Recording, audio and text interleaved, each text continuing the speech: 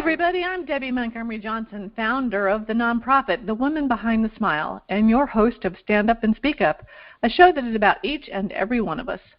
Many of us have something we're hiding, something we're ashamed of, something not through no fault of our own or through our own making we keep hidden, and that in turn keeps us hidden from each other and the world. Good people go through terrible situations. Wise people know when and how to let it go.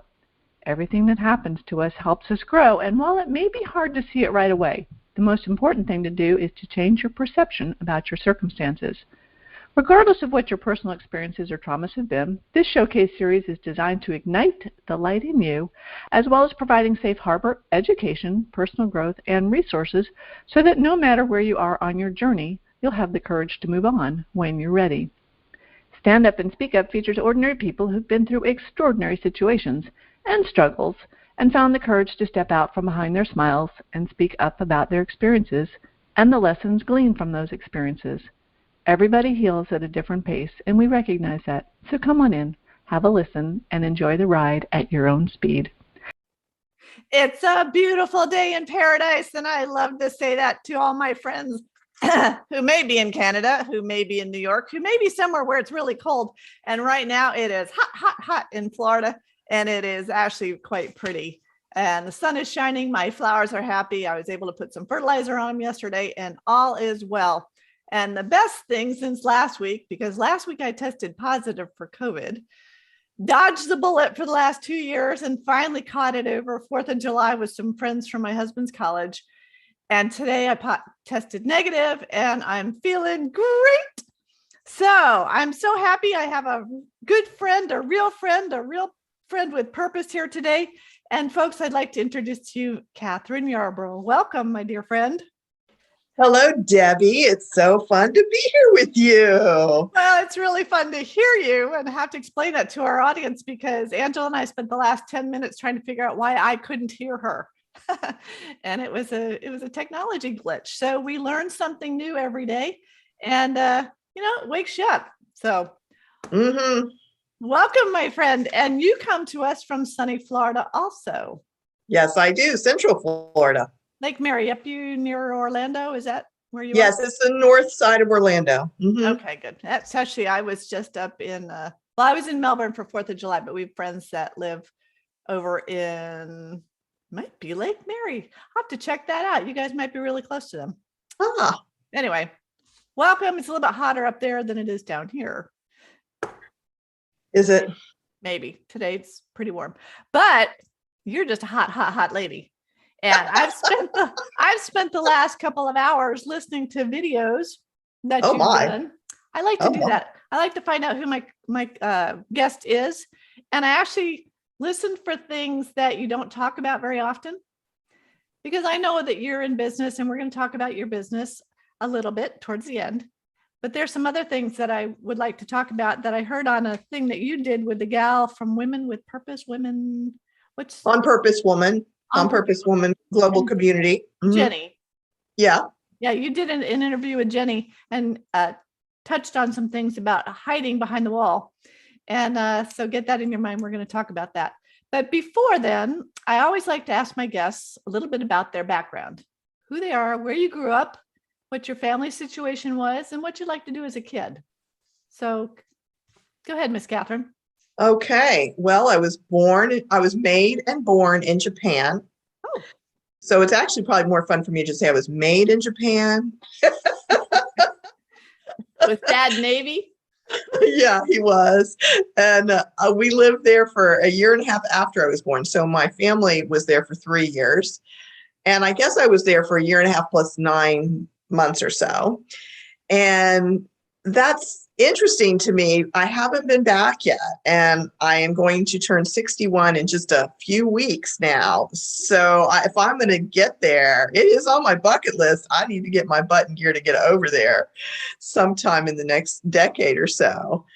So that's interesting. I've got some traveling to do. Anyhow, my family moved to Florida, and I grew up in Florida, in Central Florida, actually. And my parents divorced when I was 9. So you wanted my family thing. So here Here it is. My dad remarried when I was 12. So I have had in my life step siblings since I was 12. So I have a birth sister. Her name is Ellie. She's a year and a half older than I am. And we actually, she ran away from home when she was 15. I was 13. So that kind of speaks a little bit to the family culture. My parents had been divorced. We were living with my mom, and she left, and she didn't really come back to live in the family as a child. So that was an interesting childhood experience for me, or teenage experience. And we were not very close for a long time until probably the last decade, and maybe even half a dozen years. We've gotten close again, and I really am very grateful for her being in my life, and in a much stronger way. It's nice to have a sister who I feel good talking to, and that's nice to be able to say, because I felt alone a lot of my life. Since we're being honest on this show, that's probably a truth. I'm a loner type person. I don't gather a lot of friends. And when I do have the friends I do have it's usually like one or two close friends at any particular period in my life. But I'm not the kind of person who holds on to friends her whole life. I look at people who do that with a little bit of envy, but I'm really okay with who I am. So, that some people are amazing to me, how they have tons of friends for their entire life. And I go, wow, how cool is that? But not me. So, well, that's really interesting, because I've had that feeling too, especially going up 4th of July with my husband's group from college. They're 4 couples. And I'm the new one. They've all been married for 30 something years. And I was the newbie a couple of years when CJ and I remarried, when we got married. And when we get together, they remember everything. They remember everybody. Somebody has some of them are really good at keeping in touch with Facebook and finding out. It's like a gossip session. It's really quite funny. And I'm sitting there going, gosh, in college, I almost don't even remember those 2 years. I was at University of North Carolina and University of Vermont. I might have 1 or 2 friends that I keep in contact with once or twice a year, but not really close. And it's really interesting, because when I lose friends, when I've been close with friends and someone is, like, for instance, when I had the reveal of the scam and all that, and I came out with the story, I did lose people that I thought were my friends, because I moved on, and they're like, well, why are you telling that story? Why are you doing that? And that was difficult for me to let the idea of friends go away and not contact them. And part of me still wants to call up, and I don't know why I haven't, except I tried and it didn't go anywhere. And then at some point you say, well, it's not up to me. yeah. Right. Yeah. But I did hear you say one time, because you come across very vibrant and that's your whole thing, right? Yeah. Vibrant and energetic, but you do enjoy that quiet time. I do. So it's interesting because, well, I can be both very serious when I'm with people and authentic, what I would call authentically vibrant, and energetic when I'm with people. And by myself, though, I do tend to be more quiet and thoughtful. So it is interesting. There's different aspects to who I am. I'm a complicated human being, like pretty much everybody I know. Like all of us. And that's really important, because there's a difference between being alone and being lonely. Yeah. Are you ever lonely? Very infrequently, like for maybe twice a year, I might feel that feeling of loneliness, but it might last, I don't know, 10 minutes. It doesn't last. Is it because, well, you said something about your sister leaving. That probably made a pretty big impact on you as far as being alone. Well, if anything, it might, it's an interesting question. I've done years of therapy. Just Good for us. It's really good for us. it is. Lots of personal growth in my life. And I do remember doing a little bit of work around her leaving, and I still have maybe a feeling of abandonment. And that might have affected me in terms of having a fear of abandonment, that I might have a protective layer around myself still. Mm-hmm. Now that we're talking, I mean, I'm just being on, because I don't have any problem sharing this because isn't this interesting? I may still have a protective layer around me that keeps me feeling safe so that I wouldn't be abandoned. I mean, it feels really small, but I think it might be there. It does make sense. It makes sense to me too, because I always like the feeling of, well, for me, safe is always the word that I use, and safe in finances, safe in relationships, safe in friendships, safe in family. And it's been interesting having my husband home this whole week because he had the COVID too. And I am so comfortable working from home, being home, not having a lot of people around. And after a few days, I could tell he really needed to get out. He wanted to go to the golf course. He wanted to do things he couldn't do. And so he finally yesterday said, hey, I have to go look at a job in Pompano. Can you come with me? Can we just get out of the house? And I laughed. I said, because I am so comfortable here. Yeah. And if I see people, fine. If I don't, fine. So I love my flowers. I actually like cleaning, which is silly. I'm doing this thing with a friend of mine, Mel Mason, and I interviewed her a couple weeks ago. She's called the clutter expert. And I don't have a lot of clutter, but the little stuff, the little piles of paper, drive me crazy. So I'm sitting here listening to all these Zoom calls with a trash can beside me, unloading. And way to use your time. That's very therapeutic for me. Yeah. Do you find that paper is safe too? Do you like paper, or are you a digital person? Kind of a silly question, but I'm not sure I understand the question in terms of safe. I don't connect safe and paper or digital. there's no for connection. me, like when Lou died, let's put it this way, he didn't have a lot of files. So he put everything digitally, which thank goodness I figured out his passwords. But I feel safer. I don't know if safe's a word, but I feel comfortable having a piece of paper, reading a book. I like the book. I don't like the digital.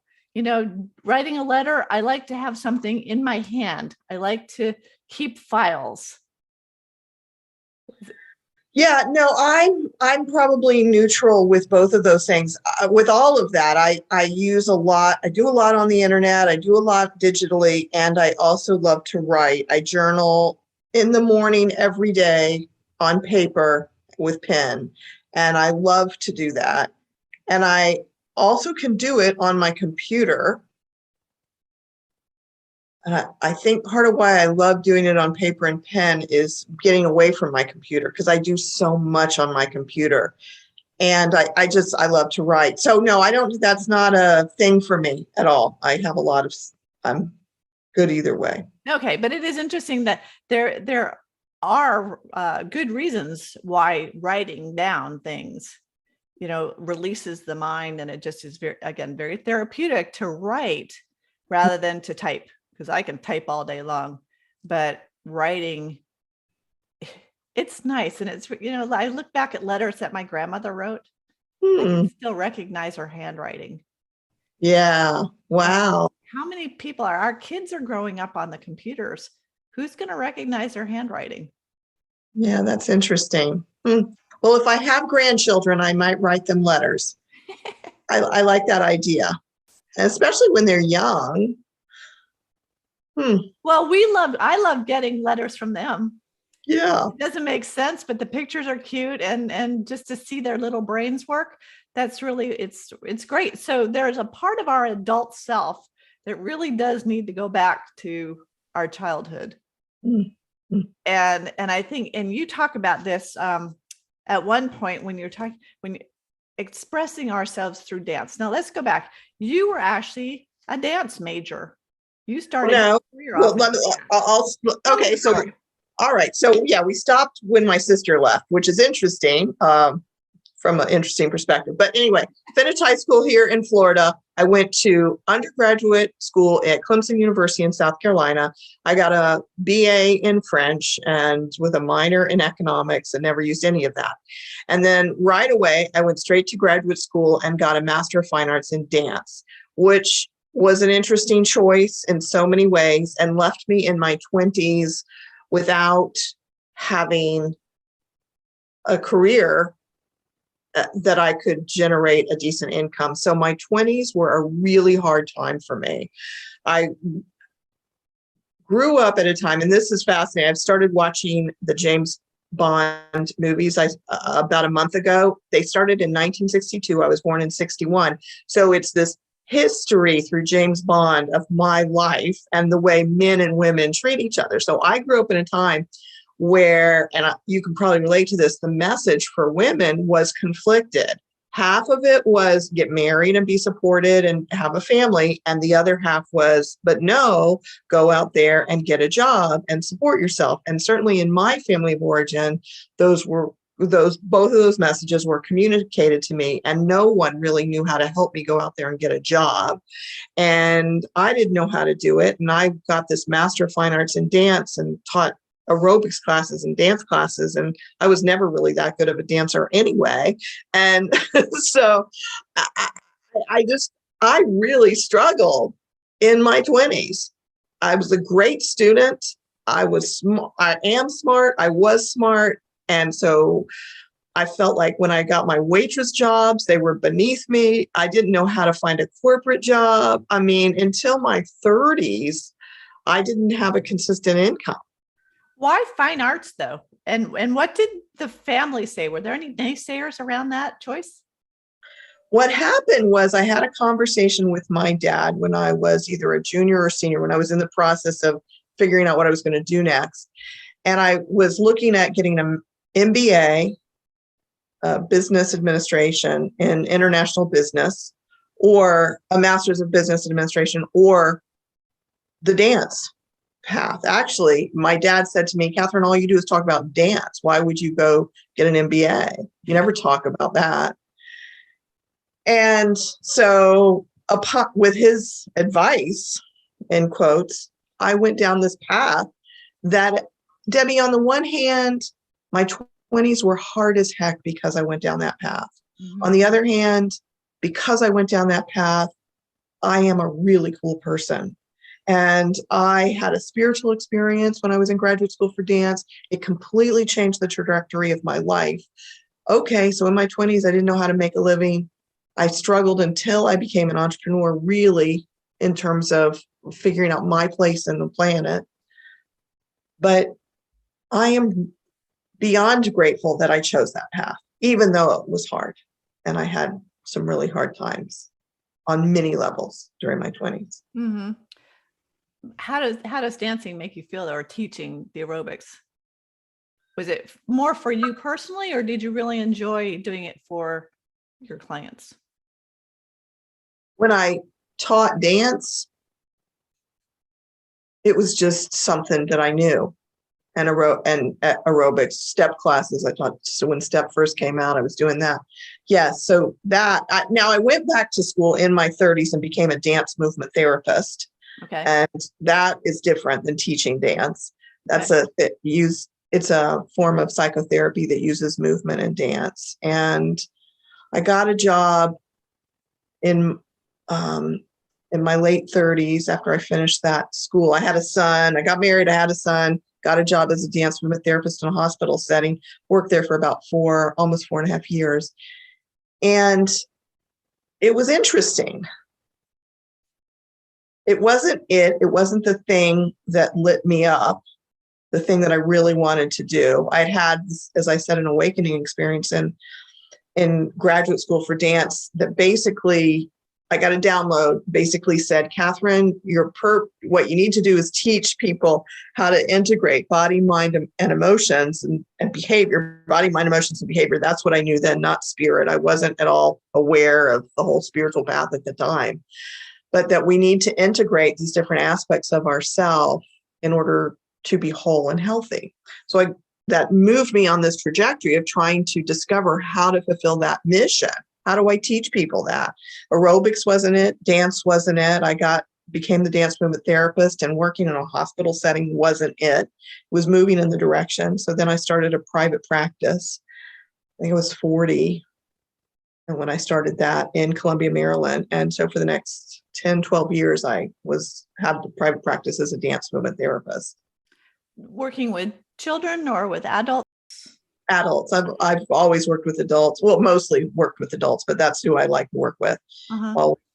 Yeah. And that was closer, but it wasn't it.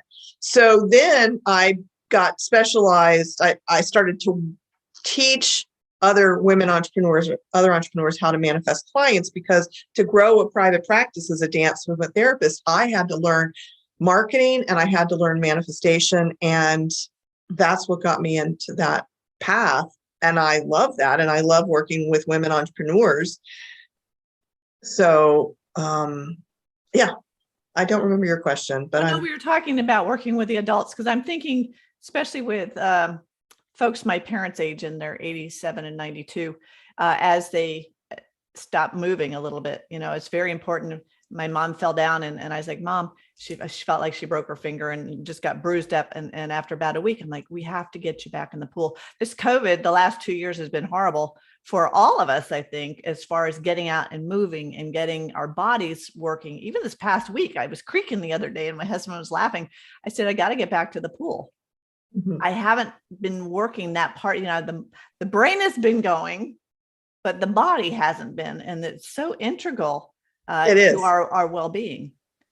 It is. And from my perspective at this point, Debbie, it's important to move ourselves physically so that we feel good physically. And that's so, as you said, integral to our well-being. And there's levels beyond that in terms of integrating body, mind, emotion, and spirit, so that we're at this point, so that what I'm saying is so that we can be the fullest expression of ourselves and really share our messages as entrepreneurs, those of us who are entrepreneurs. But it's also true for any person. Now, I'm no longer doing dance movement therapy. I'm no longer working with people in that kind of a way. But in terms of a message that I would love for anybody to know goes back to that awakening experience that I had. Integrate your body, mind, emotions, and spirit with your behavior, with what you're doing in the world, and you will feel much better. And yes, I mean, it was truth what I got. And if we're split, if there are different parts of us split and we haven't done the healing work, our lives can't be as fulfilled as possible. That's true. And that takes me back when I heard your interview with Jenny.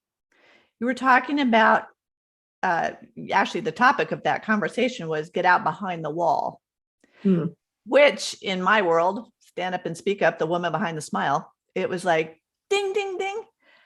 Yeah. This is so important. So let's kind of visit that. Because you also said like a 2-year-old is just full of this energy. And then we all grew up with kids need to be seen, not heard. So which part of me, was around grandchildren, you still want to say that. But what does that thought pattern do to us when we hit 60? What has it done to us? Yeah, well, exactly. What did it do to us when we hit 20 or 25 or 30? All throughout my adult life, I have felt and struggled with speaking up. I would say now, at this moment in time, I'm at a place where I've worked through a lot of that stuff. I'm ready to be the leader I am here to be, to speak up, to stand up and speak up just like you're asking us to do, and not hide behind whether it's the smile, which I probably looked like that, at least when I was 40. In my 30s and 40s, I would have really related to hiding behind the smile, because I did show that to the world. And I have had that feeling of who I am by myself and who I am in the world. But I don't really feel anymore that I'm hiding behind a smile. I don't feel like I show something inauthentic in the world and that I'm something else by myself. That's no longer the case, but it used to be, because I used to be I would experience a lot of depression. And so, yeah. Well, and I heard you explain it, that you felt like you were behind plexiglass. And that's when Jenny said, well, maybe not plexiglass because people can see you. So maybe that one-way mirror. But explain why you felt that way. What was going on in your life, and how did you get through that? Yeah, so as an entrepreneur, and anybody who's listening who's an entrepreneur, and you might be able to really relate to this, Debbie, we need to show up in the world and talk about what we do. So I started at the age of 40 talking about, at the time, a private practice as a dance movement therapist. And then as my business evolved, I talked about the different pieces of it. But I felt the plexiglass is actually how it felt, but maybe it was because that's what it looks like to me, that it's plexiglass, but that it's invisible to other people. So they actually can't even see the plexiglass and they can't see me. So I'm standing behind plexiglass looking out and seeing people walking. That's the feeling of it, but they don't even see the plexiglass and they don't see me. So I'm inside my little plexiglass dome, jumping up and down, going, oh, I've got these services. I've got these services. Don't you want to know about my services? Don't you want to know? And I mean, part of that's learning about marketing, learning about communication to bridge between my inner world with other people's. But a big part of, I think in retrospect, looking back at that experience, was what you were just mentioning, the childhood growing up in a family situation where I did not feel seen or heard. I still, with my mother, don't feel seen or heard. I still, to this day, she's 86. I still go, you're not listening to me. She doesn't listen to me. I mean, it's beyond me how I could say, I can't, I mean, an example might be tomatoes. That's not really a good example, but something like that. Like, I don't eat tomatoes, which I actually do eat tomatoes, but for years, I didn't eat tomatoes and she wouldn't hear me. For some reason, I'm not coming up with a good example right now, but it's to this day, I could say something over and over and over again, and she doesn't pay attention to it. I wonder if we all do that at some point. You know, we hear what we want to hear, or maybe there's something. I mean, my she's going to be listening to this too. And it's funny because she'll make something and she goes, well, yeah, this is your favorite thing. I'm thinking, I never said that was my favorite meal. Bless your heart for doing it. But I don't know that I ever said that. And I guess there's so many things going through our heads. We're thinking that that's what we said, but I kind of get it. But like you too, you know, and for those of us that do like to kind of be quiet and alone sometimes, to put ourselves out there is an uncomfortable thing. Yeah. So how did you get through that discomfort? Thank you for asking. What a great question. I love it. It's been a step-by-step process. So we're talking 21 years. I started 21 years ago as an entrepreneur, where I learned that I was going to have to speak up, stand up and speak up. And I have learned a lot. Like, for example, I learned that relationships are built one interaction at a time. So for me, that means I think that when I first started this whole process, I thought that I would just, I don't know, it was like distorted thinking, that I would just stand up, say, okay, I'm a dance movement therapist, come work with me, and everybody would love me. And if that didn't happen, I didn't do it right. So it was like, there I am standing behind my plexiglass, jumping up and down. And so, I mean, it sounds so simple to understand that relationships are built one interaction at a time. And for me, I'm a slow to warm up person. So I have learned to just keep showing up, doing an interaction back and forth, whether it's a networking experience. Like you and I, we know each other from the WPN community. We've shown up when we could go to in-person things a few times. We would see each other. And then I know we've had a few conversations in person, But a lot of it was we saw each other. We would say, there was a hello, about, a recognition of each other. And now it's like, you're my friend. You may not be my best friend, one of those one or two people, but you're my friend. And it's very cool to feel that way. So it's a really small thing, one of the many things that has helped me. And that's important. And we all have heard too, that we like to work with people that we know, like, and trust. And in my world of the fraud awareness and stuff, that's a difficult thing, because I grew up really trusting people and wanting to trust people. And when I was, part of a financial fraud and lied to for 2 years, that just pulled the rug out from underneath me. And I think the women that I work with, that's true. It's like, how do we start to trust again? By putting ourselves out there. And I found that speaking up and standing up and speaking up, it's difficult at first, but once you do it, and I heard you say this about Toastmasters, once you get a little bit of the attaboys, and maybe you need to do this a little bit better to be a little more effective, but it was positive. When we get that positive reinforcement, it gives us this inner, it's all I can feel it even when speaking to you now. You get stronger the more you speak up. Yeah. And it's just the initial putting yourself out there, because you're afraid of what people are going to say and what they're going to think. Judgment. I think that that's a big piece of it. I think we all have different things going on. I'm running a fun Facebook Live challenge right now. And in yesterday's assignment, they're doing 10 Facebook Lives. It's really great. So yesterday was day 3. I asked folks to say why they want to do them and what might get in the way. And one person said that what might get in the way is her fear of being invisible. Huh. So some people, it's the fear of being judged. Then we've got the fear of being invisible, the fear of, there's just all kinds there's different flavors for the discomfort and different reasons for the discomfort that we feel in that process of stepping up and being seen, speaking up, stepping up, speaking up, and being seen. So whatever a person's is valid, and we get over it, as you said, by doing it. Well, and I think as I've gotten older too, and I've learned how to say no to things. And I've also learned that it doesn't matter that we have 50,000 viewers or 50,000 followers, because we're really only interacting with a handful of them.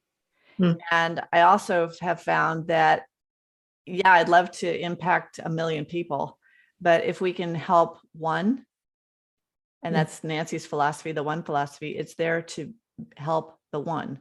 And I heard Deborah Poneman say this yesterday in Deborah Morrison's event.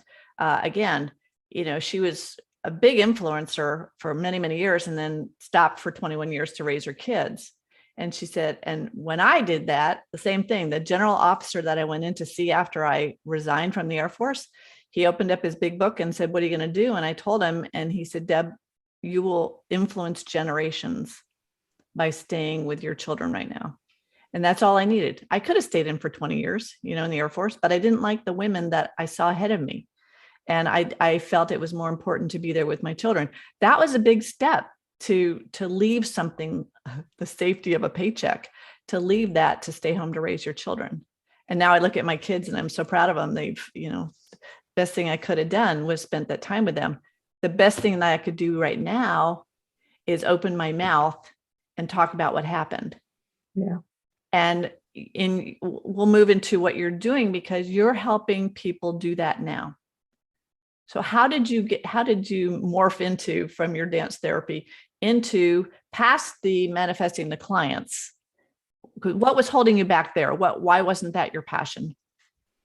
So actually, I now say that I'm a vibrant speaker coach and manifesting clients mentor. So okay. I really enjoy all of the work that I'm doing right now. I'm in this process of integrating the vibrant speaker coaching with what I have been doing for the last 4.5 years with regard to supporting women entrepreneurs in manifesting clients and growing the businesses that their hearts long for.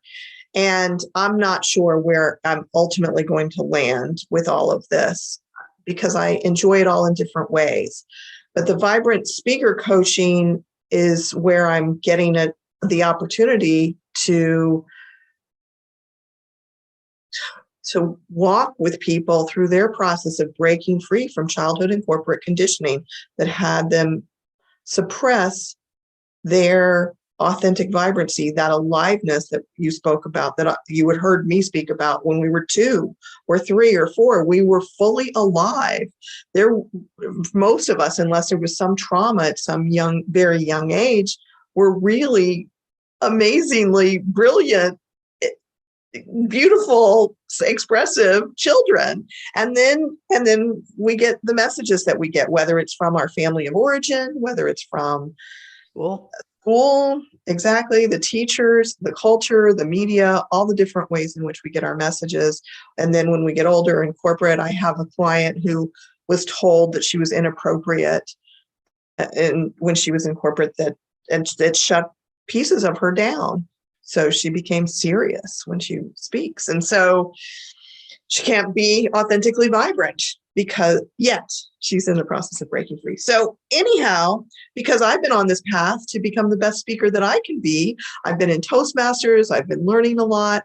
And then something happened in December where I had another aha moment, put the pieces together of my experience as a dance movement therapist with what I see so many speakers need in terms of being able to use their body when they speak. And I started a program called Speak with Your Body.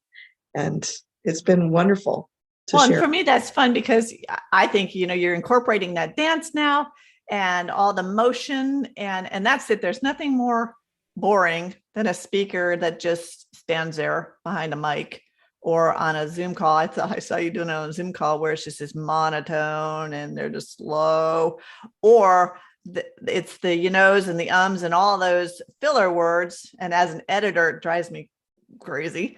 There's the but there's something about movement and about engaging. And I heard you say this one too, that the Toastmasters gives you, it's not criticism, it's feedback, constructive feedback. And they made the comment about you tell great stories.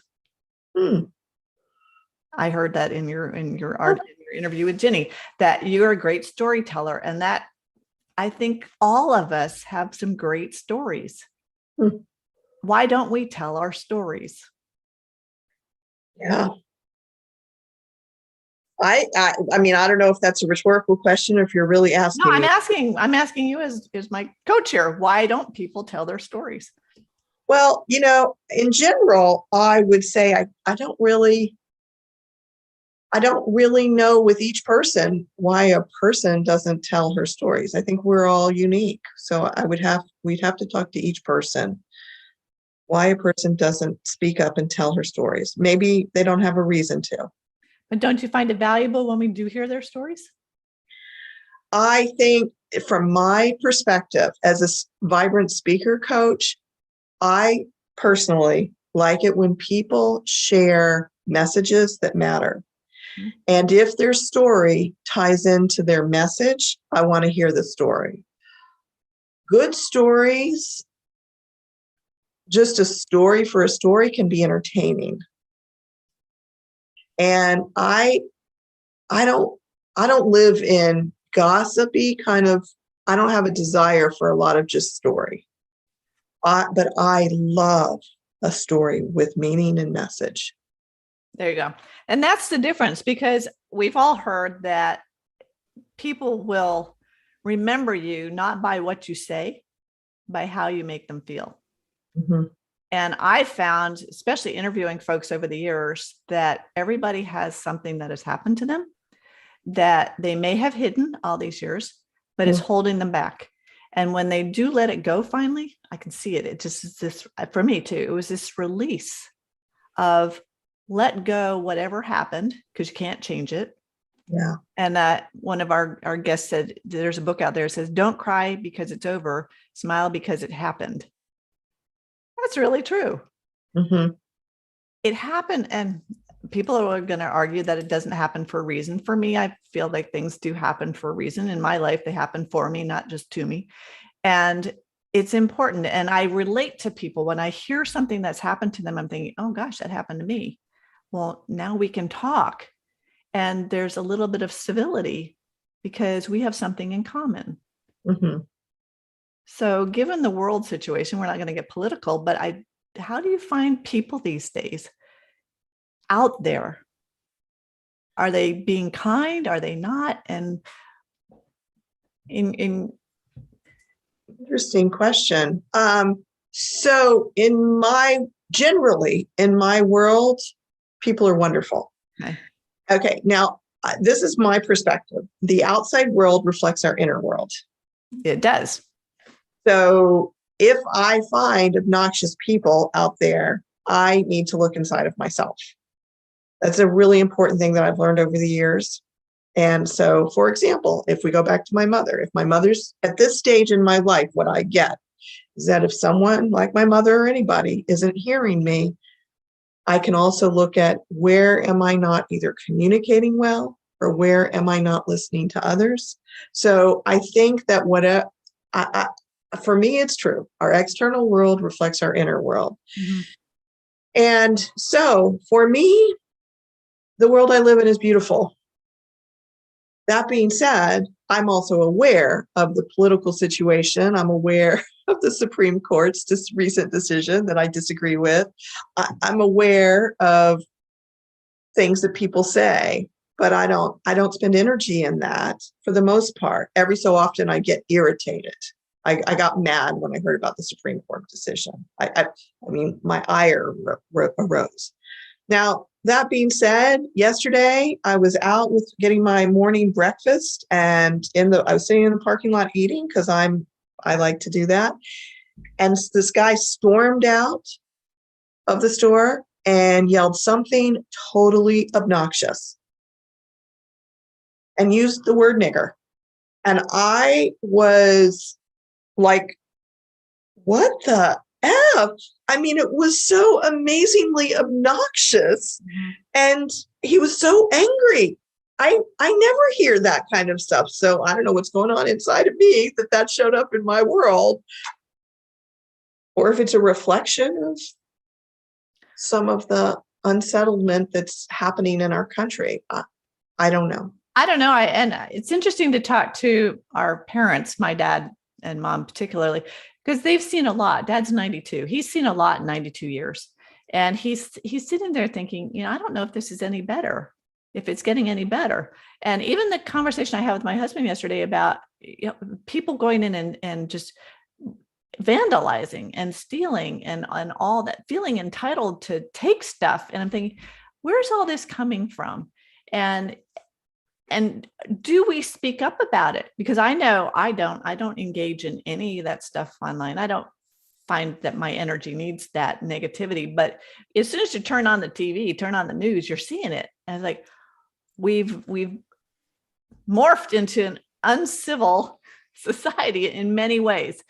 And we don't have to, because I think that's why this is such an important platform for me, is hearing other people's stories really makes us bind as individuals, and we become friends and friendly and willing to have a discussion. We may not agree with each other, but we can at least have a civil discussion, which leads us again to our authentic being.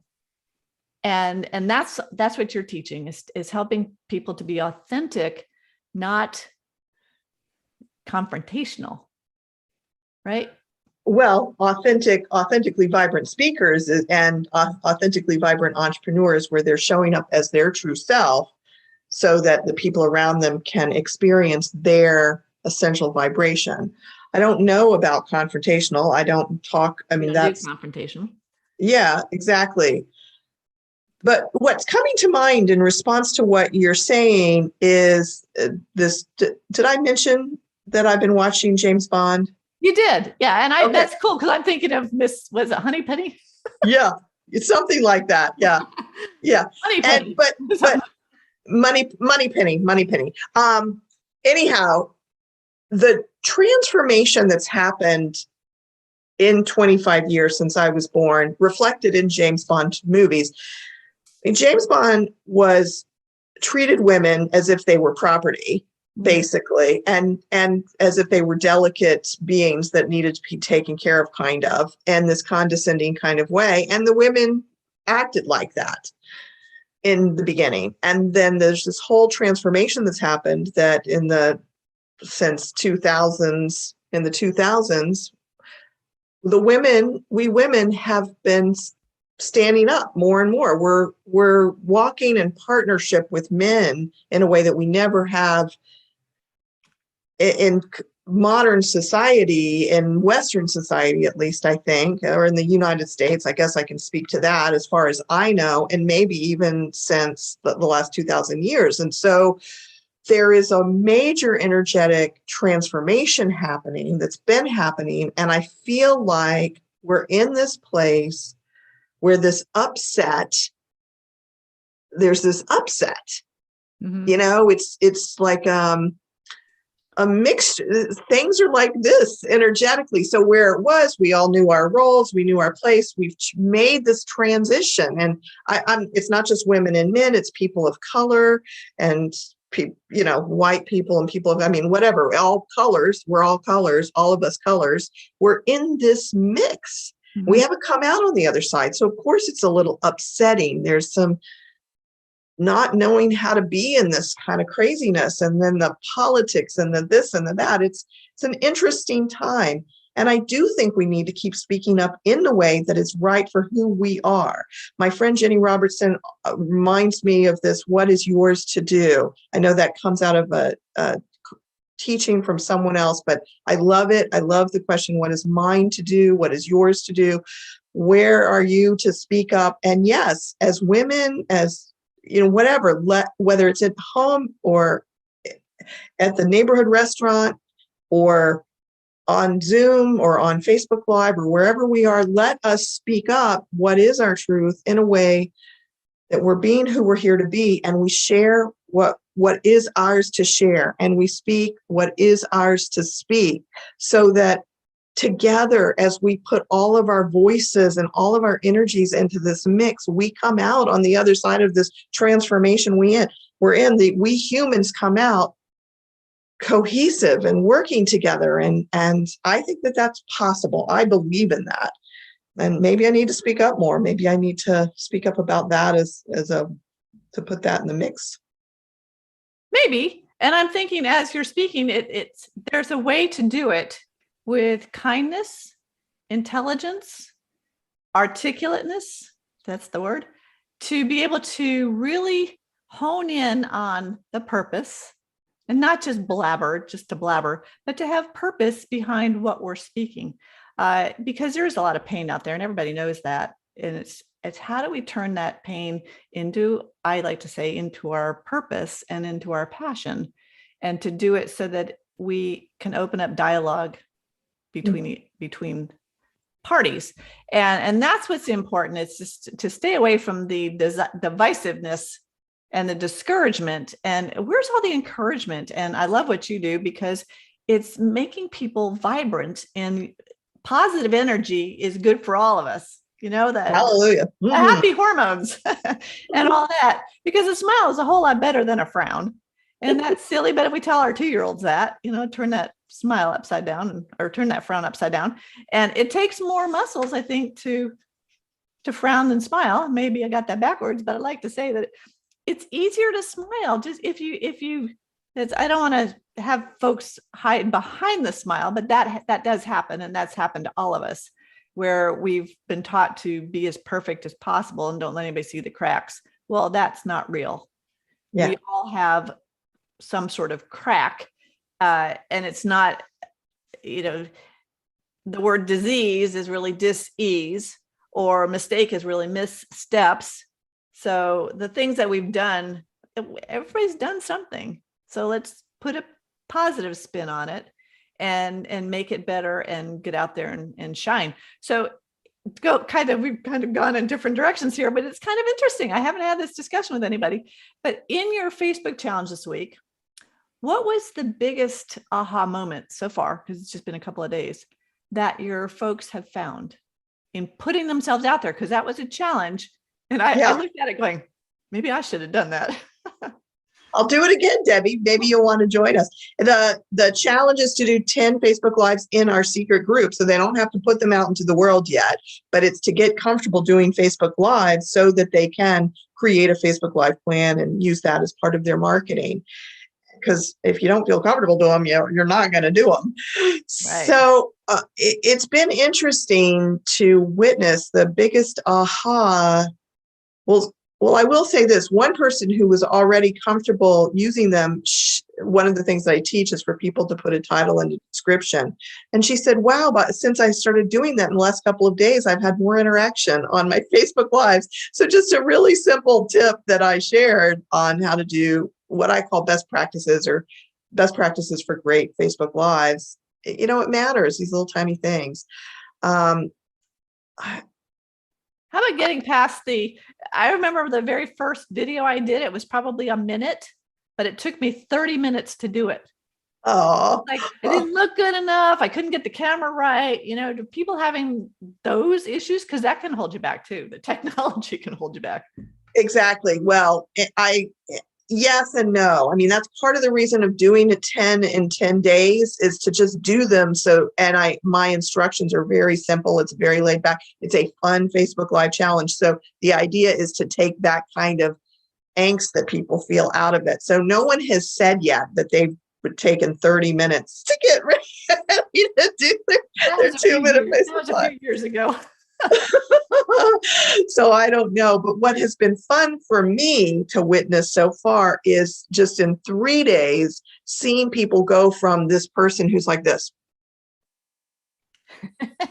to letting themselves come through. And it's been beautiful to see that transformation with some people. Anyway, it's a fascinating experience and I'm loving it and looking forward to seeing what other ahas come through. That's really fun. And I'm looking at your book. Your book is called Keep Moving Forward. It's for entrepreneurs, solopreneurs, but it does have a message for everybody. Tell me why you wrote it and what was your message there? Well, I don't know about a message for everybody, but yes, Keep Moving Forward is a good message for anybody. The book is for on-purpose solopreneurs. I wrote it because my future on-purpose self told me that by writing it, I would know more what I'm here to do on the planet. And so it was a really great experience for me to write the book to get clear of what it is that I've been teaching. And I also got some downloads that came through that make what I'm now teaching even more meaningful. So it's all about how to grow a business as an on-purpose solopreneur. And it's based on a metaphor of growing a business is like going on a trip in a car. And there's 5 different pieces to it. And it's I've heard other people really like the book. So though it was really great for me to write it, I have got, I want to say 31 5-star reviews and lots of comments. So if you go to Amazon, you can see what 31 people have said about the book. And, people are loving it. There you go. And it's interesting because a lot of entrepreneurs are starting in their 40s, 50s, and 60s. So that was part of our conversation was change happens, expect to evolve. And we can do that. At 20, you're not where you are now at 60. Me too. If you'd asked me even 15 years ago, if I'd be doing today what I am doing, I would have said, absolutely not. But it brings great joy. And I could see it on your face. What you're doing now, it brings great joy for you. And for those of us watching, because I really did enjoy some of the videos that you've done. So my dear, our hour has flown by in spite of some of our little technical difficulties at the beginning. But I want people to be able to contact you and to get in with your group. So how can we do that? So first of all, if you're on Facebook and you are an entrepreneur, join me in my Vibrant Entrepreneurs Facebook group. So just type in Vibrant Entrepreneurs. There may be a couple that you see, but so look for me and my picture. The URL is Vibrant Entrepreneurs Love Life, I think, or Love Life Now, something like that. Okay. It's a great group. And then you can find me on my website at manifestingclients academy.com, manifestingclientsacademy.com. And there's multiple ways to reach out to me. And there's a free thing you can sign up for, my e-list, and get a great assessment on the home. Are you currently doing your body? What was it called? Body?